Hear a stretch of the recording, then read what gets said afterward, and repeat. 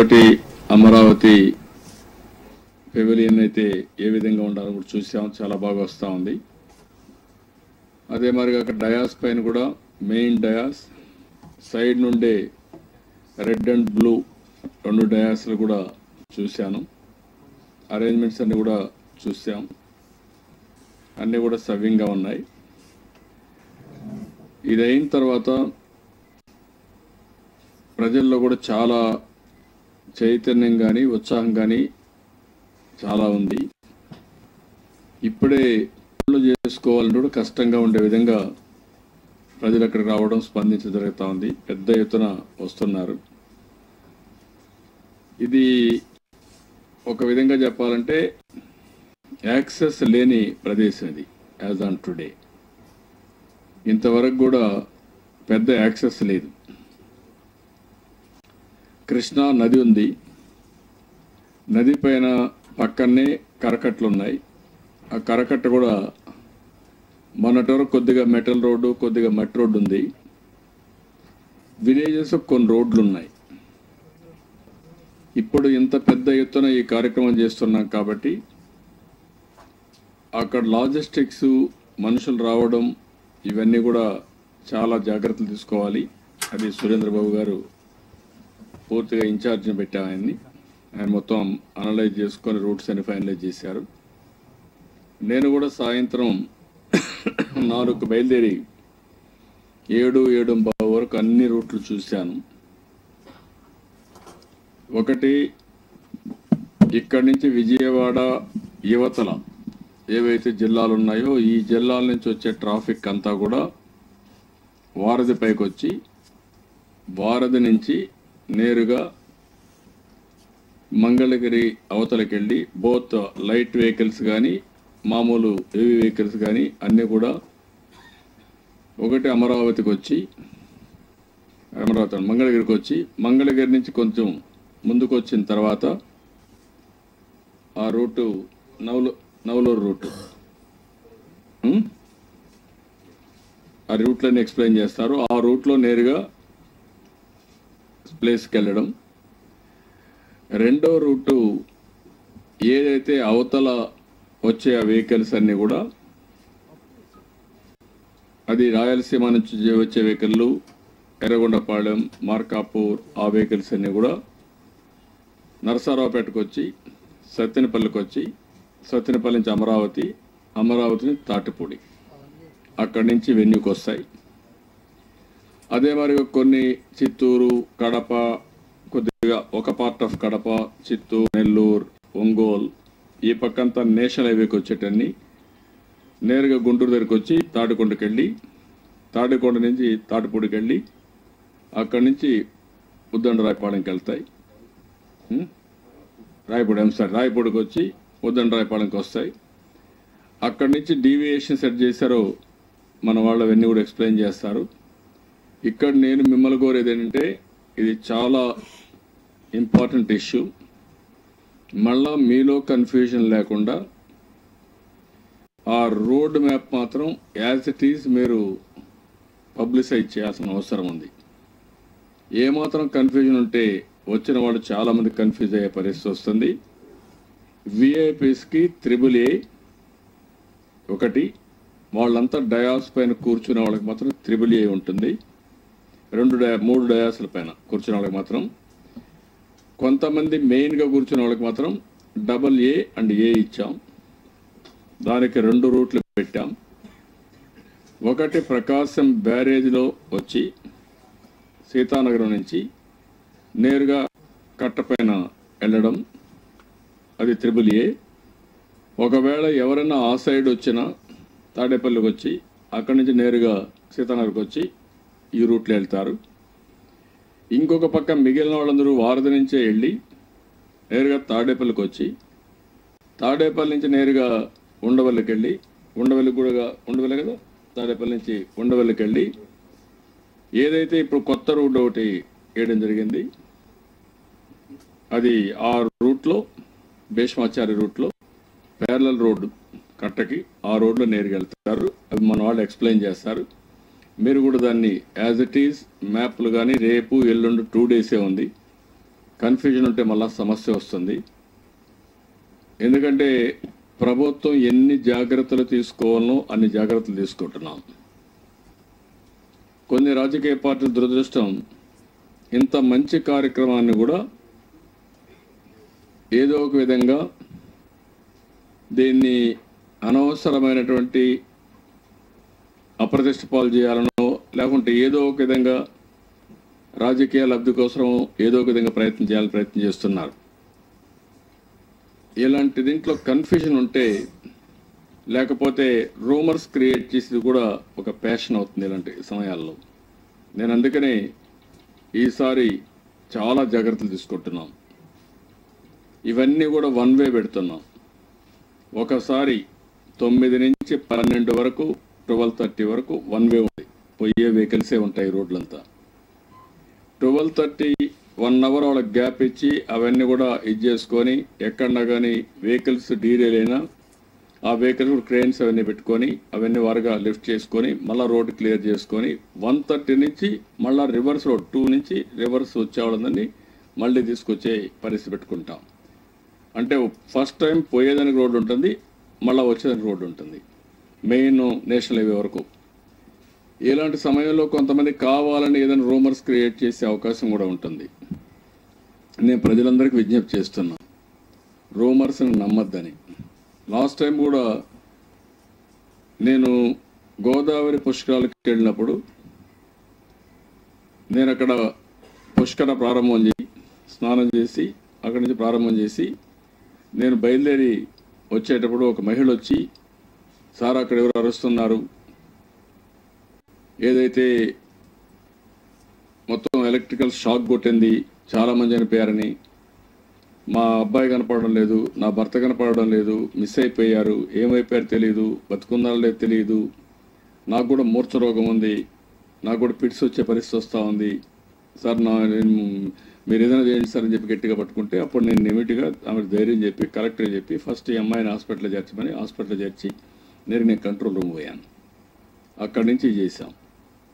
అంటే అక్కడ కూడా ఒక అనుమానం ఏంటంటే అలాంటి రూమర్ ఏమైనా క్రియేట్ చేస్తే స్టాంపేడ్ అయిందా.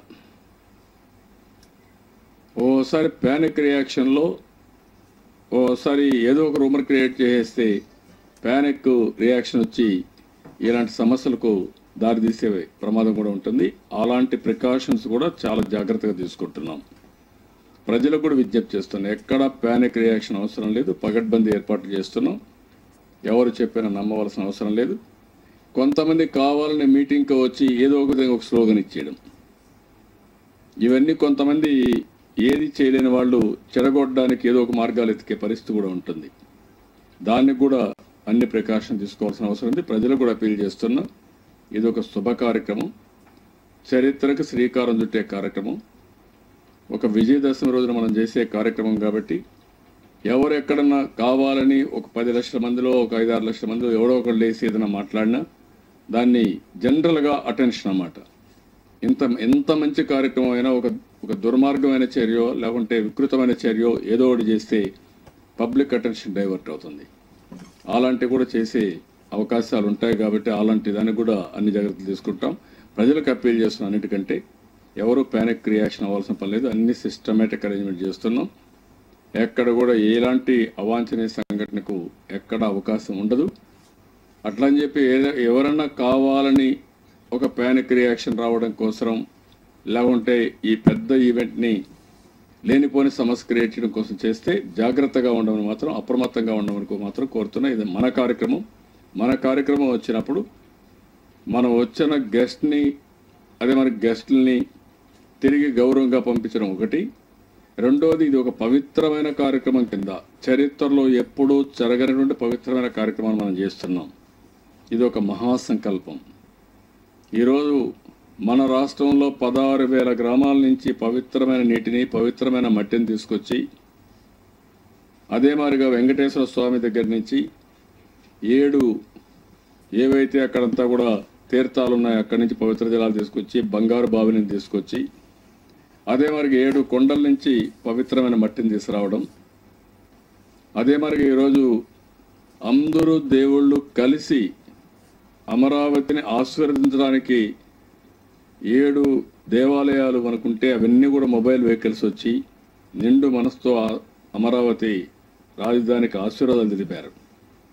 మానస్ సరోవర్ మొదలుకొని, అదే మరిగా మీరు చూస్తే జెరూసలం మొదలుకొని, ఇంకో పక్క మక్కా మొదలుకొని ఓలీ వాటర్ తీసుకొచ్చారు, నీళ్లు తీసుకొచ్చారు, పవిత్రమైన జలాలు తీసుకొచ్చారు.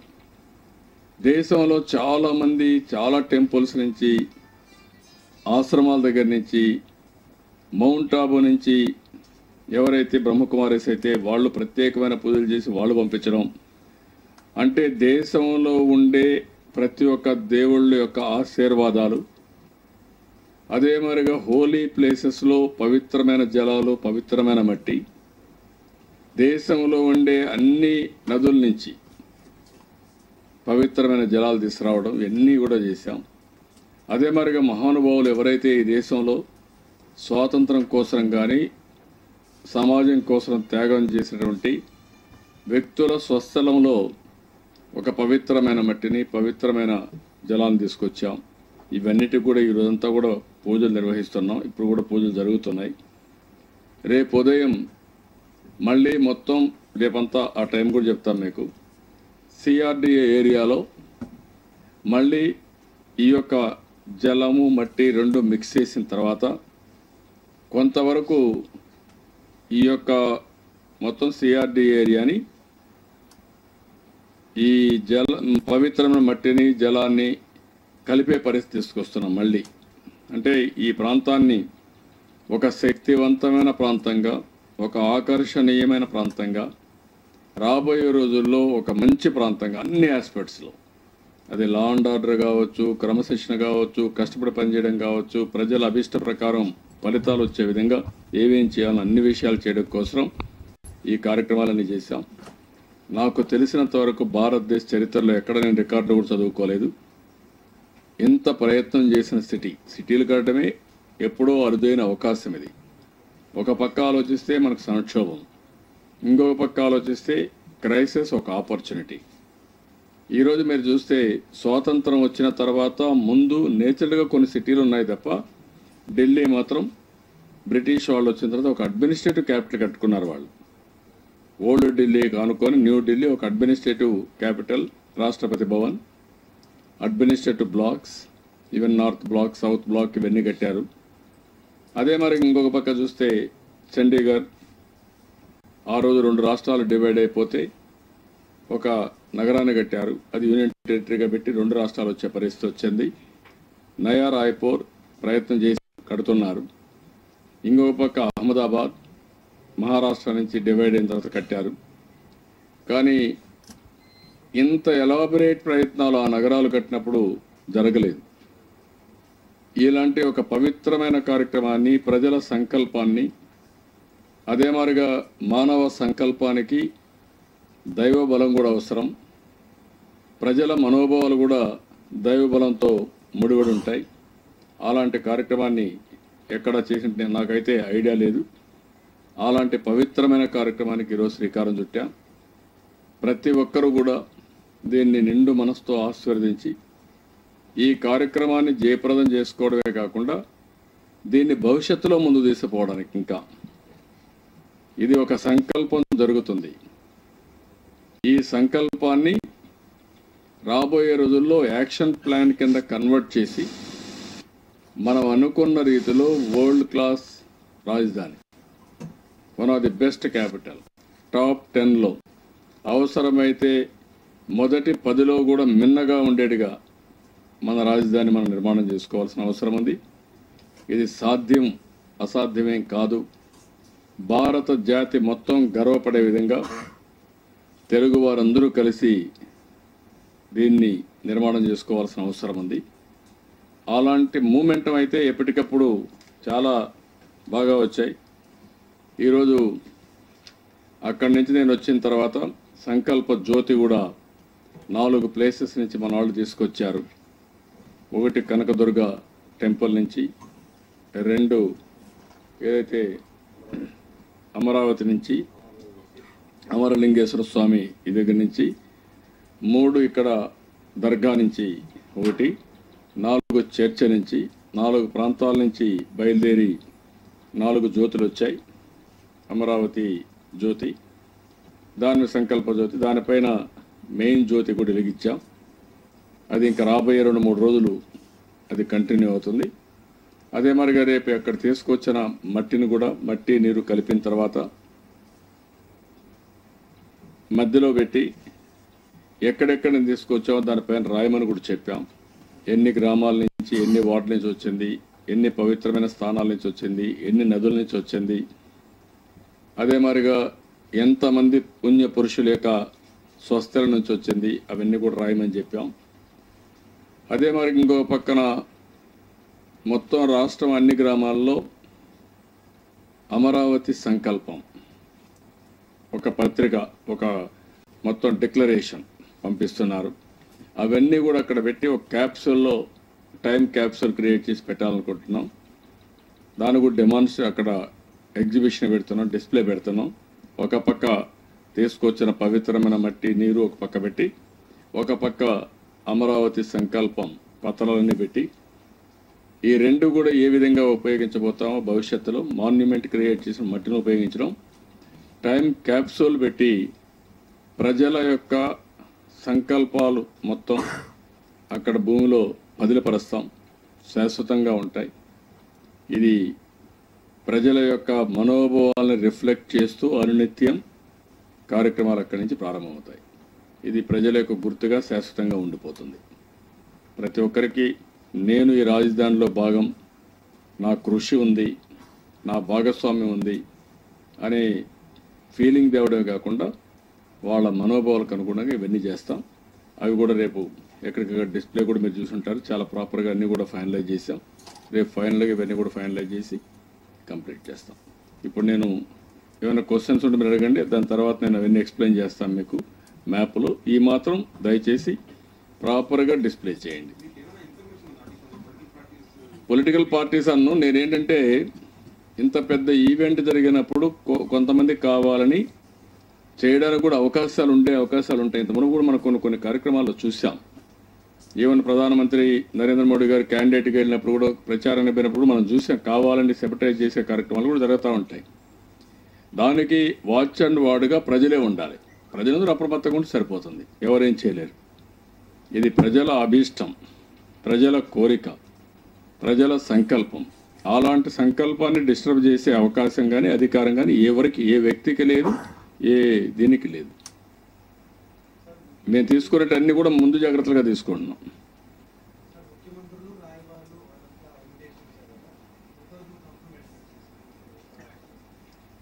ముఖ్యమంత్రులు అయితే 2 వస్తున్నారు. 1 తెలంగాణ, 2 పంజాబ్. అదే మాదిరిగా గవర్నర్లు అయితే 2, 1 తమిళనాడు, మన రాష్ట్రం నుంచి పోయిన రోసే గారు, 2 అస్సాం, మిజోరాం కూడా ఒకరే అనుకుంటా. కాబట్టి వారు ఒకరు వస్తున్నారు.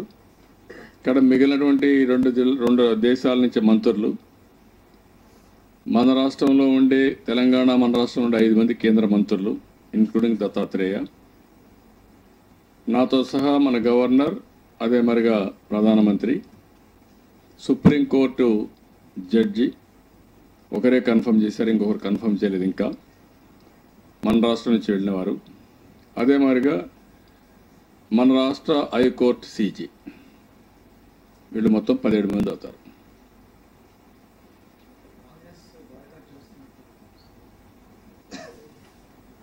నేనేమంటానంటే ఒక శుభ సందర్భంలో శుభ కార్యక్రమం కోసం నేను ఎవరిని విమర్శించదలుచుకోలేదు.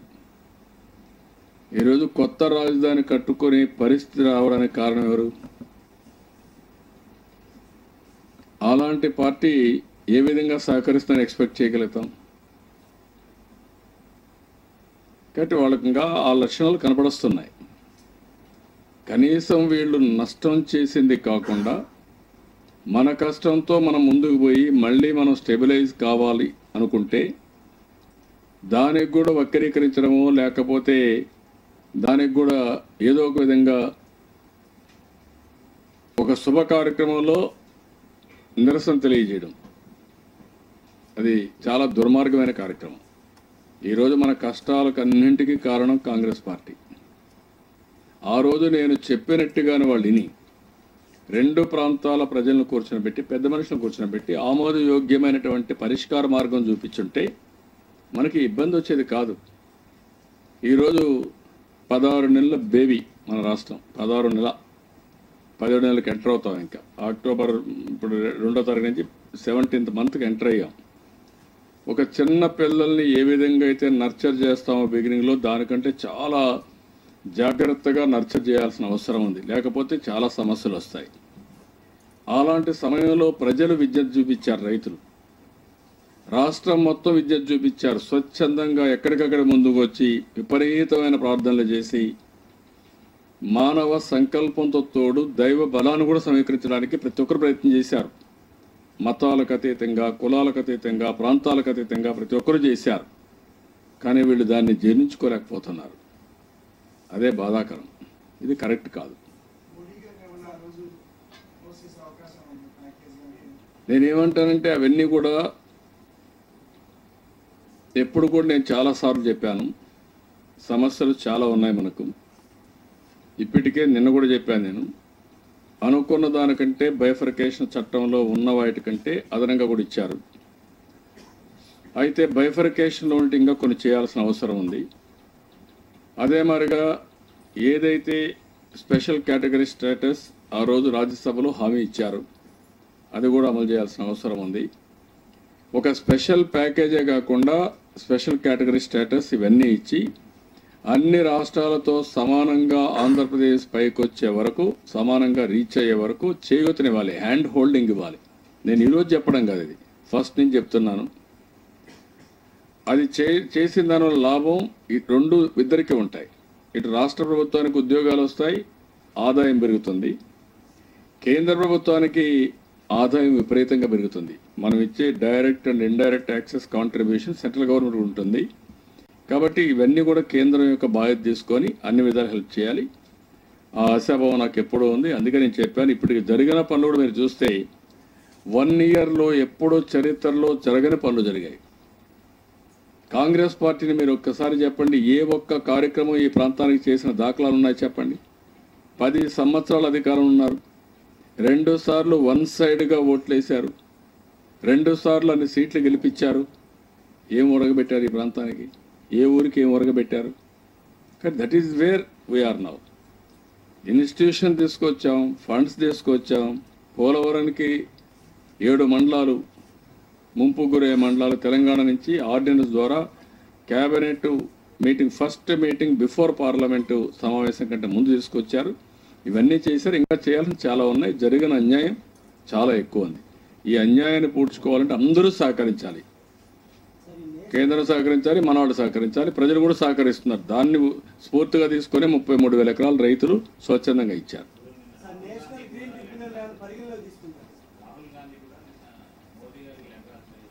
ఎందుకు పెట్టలేకపోయారు ఆ రోజు మీరు చట్టంలో? ఎందుకు శాంక్షన్, ఎందుకు అంత తొందరపడాల్సి వచ్చింది మీకు? అన్నీ కూడా ఒక పద్ధతి ప్రకారం ఆ రోజు చేసి ఉండొచ్చు కదా, అమలు చేసి ఉండొచ్చు కదా. ఎందుకు చేయలేదు? అన్నీ చేయకుండా ఎందుకు అంత తొందర వచ్చింది మీకు? ఆ రోజు చేసింటే మనకి బాధలు వచ్చేటివి కాదు కదా. ఆ రోజు చర్చ జరిగితే బాధలు వచ్చేటివి కాదు కదా. ఎందుకు చేయలేదు చెప్పనండి కాంగ్రెస్ పార్టీని. నేను చెప్పేది ఏంటంటే, ఏదో ఒక విధంగా ఈరోజు రాహుల్ గాంధీ కెన్ ఆన్సర్, ఎందుకు మీ వాళ్ళు రావడం లేదు అంటే మీకు ఇష్టం లేదా? అమరావతి రాజధాని కట్టుకోవడానికి అడుగడుగున అడ్డం పడ్డారు కాంగ్రెస్ పార్టీ. ఏంటి మీ బాధ ఏంటి? ఇది సెంట్రల్ ప్లేస్ కాదా? ఇక్కడ రాజధాని కట్టాల్సిన అవసరం లేదా? లేకపోతే తెలుగువారికి రాజధాని అవసరం లేదా? రాజధాని కావాలనుకున్నప్పుడు ఎందుకు మీరు అడుగడుగున అడ్డం పడుతున్నారు? మొన్నటి వరకు మీరు చూశారు, కాంగ్రెస్ పార్టీ, వైఎస్ఆర్ కాంగ్రెస్ పార్టీ 2 పార్టీలు అడ్డం పడ్డారు. రాజధాని అవసరం లేదని పడ్డారు. ఫస్ట్ ఆఫ్ ఆల్ ఇక్కడ రాజధాని అనౌన్స్ చేయాలని అడ్డం పడ్డారు. ల్యాండ్ అక్విజిషన్, ల్యాండ్ తీసుకుంటే అడ్డం పడ్డారు. వచ్చారు, కాంగ్రెస్ కూడా వచ్చి ప్రచారం చేశారు కదా. వైఎస్ఆర్ కాంగ్రెస్ వచ్చి ప్రచారం చేశారు, వాళ్ళు ల్యాండ్ ఇచ్చారు. ఇప్పుడు కూడా దాన్ని వక్రీకరించి మాట్లాడుతున్నారు. మళ్ళీ ఇప్పుడు రాకుండా మళ్ళా వక్రీకరించి మాట్లాడుతూ ఇంకొక పక్క రాహుల్ గాంధీ గారు ఇంకొక లెటర్ రాస్తున్నారు. అంటే కాంట్రడిక్షన్స్ కాదా ఇవి? మీకే సెల్ఫ్ కాంట్రడిక్షన్స్. మీరు చేసిన తప్పుడు విధానం వల్ల ప్రజలు చాలా సఫర్ అవుతున్నారు. మానసిక ఆందోళన గురయ్యారు, హ్యూమిలియేషన్ గురయ్యారు. కానీ ఆ రోజు నేను ఒక హామీ ఇచ్చాను, మనం అధైర్యపడద్దండి, జరిగింది, పాస్ట్ ఇది పాస్ట్, ఫ్యూచర్ కోసం ప్రయత్నం చేద్దాం. నేను అందుకనే ఒక మాట వాడాను, మీ కోపం కసి ఉంది, ఆ కసిని పాజిటివ్ ఎనర్జీగా మార్చుకుందాం, కక్షగా మార్చుకుందాం, కష్టపడదాం, త్యాగాలు చేద్దాం, రాష్ట్రాన్ని అభివృద్ధి చేసుకుంటాం అని చెప్పాను. నేను ఆ రోజు చెప్పిన మాట మీద, నా మీద నమ్మకంతో కూడా పార్టీని గెలిపించడమే కాకుండా ఏది ఒక పిలిపిచ్చినా ప్రజలు సహకరిస్తున్నారు. నాయకులు సహకరించలేదు కానీ, రాజకీయ పార్టీలు సహకరించలేదు కానీ, పబ్లిక్ సహకరిస్తున్నారు. That is the beauty of total experiment.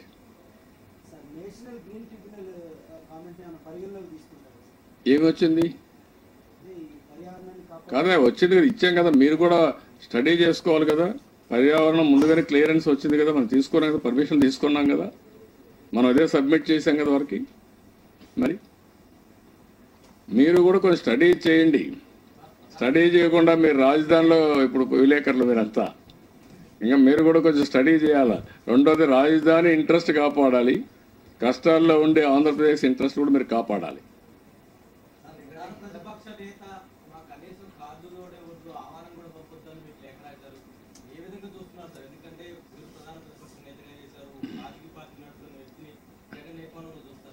ఏ కోణం చూడడం అనేది, మీరు ఏ కోణం చూస్తున్నారు?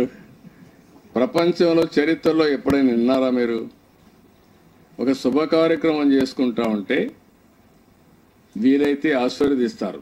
ఈవెన్ ఓసారి ఒక ఇంట్లో కార్యక్రమానికి విరోధులు కూడా పిలుస్తారు. విరోధి కూడా మంచి కార్యక్రమాన్ని వీలైతే ఆశీర్వదిస్తాడు, లేకుంటే గమ్మునుంటాడు, లేకుంటే బయటపడాడు. బయటపడితే ప్రజల్లో చులకనైపోతామని ఎప్పుడు బయటపడరు. అలాంటిది మనం రాజధాని, అమరావతి రాజధాని ఫౌండేషన్ ప్రధానమంత్రి గారు వస్తానంటాగానే నాకు కార్డు పంపించద్దు, మీరు కార్డు పంపించా నేను రాను, కాబట్టి నేను ఎన్ని చెప్పినా నేను ఒప్పుకోను, మళ్ళా నన్ను పిలిచామని చెప్పి అనవసరంగా మాట్లాడద్దండి. ఎక్కడ విన్నారా? ఇది జరిగిందా? మరి ఎట్లా అన్వయించాలి మీరు చెప్పండి? ప్రతిపక్ష నేతని ఏ విధంగా అన్వయించాలి? ఇలాంటి జరిగేదండి. నాకే అంత పడడంలా. నా 35 సంవత్సరాల రాజకీయ జీవితంలో నేను ప్రతిపక్షంలో ఉన్నా, నేను అధికార పక్షంలో ఉన్నా, చాలామంది ప్రతిపక్ష నేతలను చూసా. నేను ప్రతిపక్షంలో ఉన్నప్పుడు చాలామంది అధికార పక్ష నేతలను కూడా చూసా. కానీ ఇలాంటి సంఘటన నేను ఎప్పుడూ చూడలేదు. That is where situation today.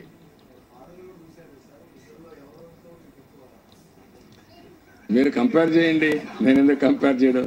వాళ్ళ ఫాదర్కి ఆయనకి అదే మీ చరిత్ర చాలా స్పష్టంగా ఉంది. ఎవరేం చేశారో it is in black and white paper, అది ఎవరు జరపలేరు. రెండోది, ఇప్పుడు ఏం జరుగుతుందో ఇది చరిత్ర మళ్ళీ, కాబట్టి దీన్ని కూడా ఎవరు మార్చలేరు కదా. ఇప్పుడు ఆయన ముందుగానే నాకు ఇన్విటేషన్ పంపొద్దండి, పంపించినా నేను రాను, మీరు పంపించి లేనిపోని అభానం నా పైన ఇద్దండి, లేకపోతే మంత్రులు పంపిస్తే మంత్రులకు ఇంటర్వ్యూ కూడా ఇవ్వకుండా, దిస్ ఈజ్ వేర్ ఓకే, ప్రజలు నిర్ణయించుకుంటారు, నేనేం కామెంట్ చేయదలుచుకోలేదు. మన వాళ్ళు ఎక్స్ప్లెయిన్ చేస్తారు మీకు.